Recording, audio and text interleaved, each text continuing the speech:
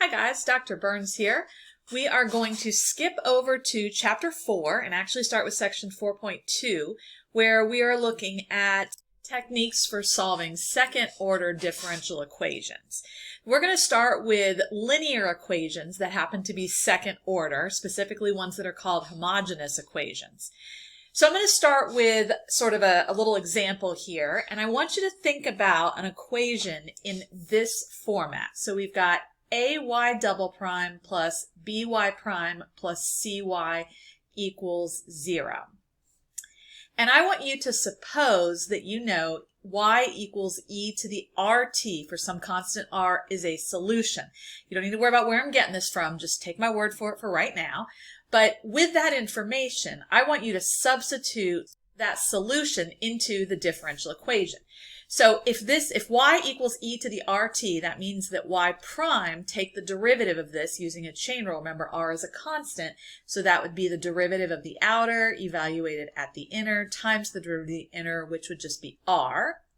And then take the second derivative, because now I need the second derivative for this equation. So that would be the same thing. E to the rt times r again gives me r squared. Let's substitute this now into this differential equation. We get a times r squared e to the rt plus b times y prime, which is r e to the rt, plus c times y, which is just e to the rt.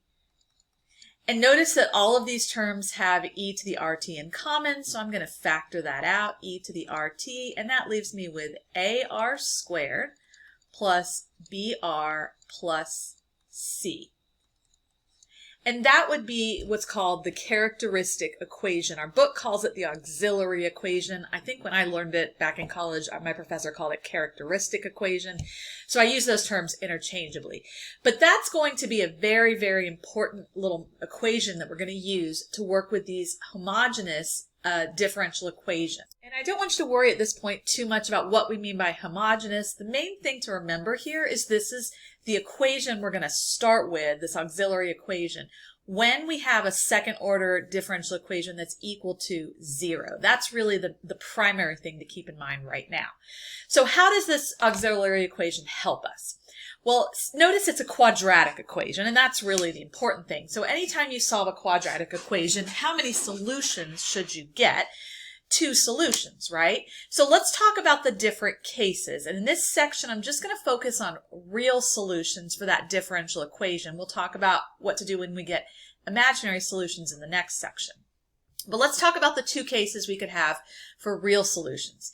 If we solve that if we solve that quadratic equation, rather, the auxiliary equation, and we get 2 distinct real roots, r1 and r2, then what that tells us is that y1 equals e to the r1t and y2 equals e to the r2t are called particular solutions. Those are each solutions that would satisfy the original differential equation.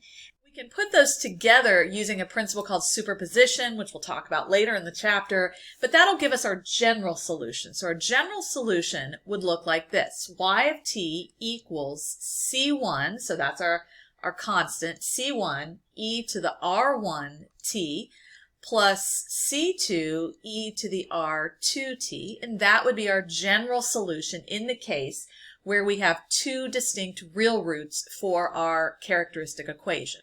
Now, on the other hand, if we have 2 real roots, but they're repeated roots, so we have the characteristic equation has the same root repeated, then our particular solutions would be e to the rt would work as a solution, as well as t e to the rt. And then our general solution would be similar in format to the previous scenario. It would be in the format y of t equals c1 e to the rt plus c2 t e to the rt. So in other words, those particular solutions just get combined to create that general solution. So 2 brief examples here to show you how this works. Notice that we have a second order differential equation, and it is homogeneous for our purposes at this point because it's equal to 0. So I'm going to go ahead and find the characteristic equation. Notice that in this example, A would be 1, because remember the format. Let me go back up here so you can see it. The format, ay double prime plus by prime plus cy prime equals 0. So A would be 1, B would be 5, and C would be -6. So my characteristic equation is going to be in the form r squared plus 5r minus 6 equals 0. And I can solve that by factoring, so I'm just going to break this down into two binomials. We get 6 and 1, positive 6, -1. So my solutions to this characteristic equation are 1 and -6. Since those are two distinct real roots, I'm looking at the first case here, and my general solution is going to look like this. Y of t is equal to c1 e to the rt. So if I use 1 as the r value first, that just becomes e to the t, plus c2 times e to the -6t for my other r value. And that's it. That is the solution to this differential equation, the general solution. Let's try another example. So in this second example, notice that A is 1, B is 4, and C is also 4. So my characteristic equation becomes r squared plus 4r plus 4 equal to 0. I'm going to factor again, and I get r and r, 2 and 2, plus, so my solution is just r equals -2, but notice now that it is a repeated root. That would be the solution twice. So then I'm going to use the second case for my general solution. It's going to be y of t is equal to c1 times e to the -2t plus c2 t times e to the -2t. And that would be the general solution to that original differential equation. And that's it. Pretty much all there is to just solving these equations. We'll practice this tomorrow in class, so I'll see you then.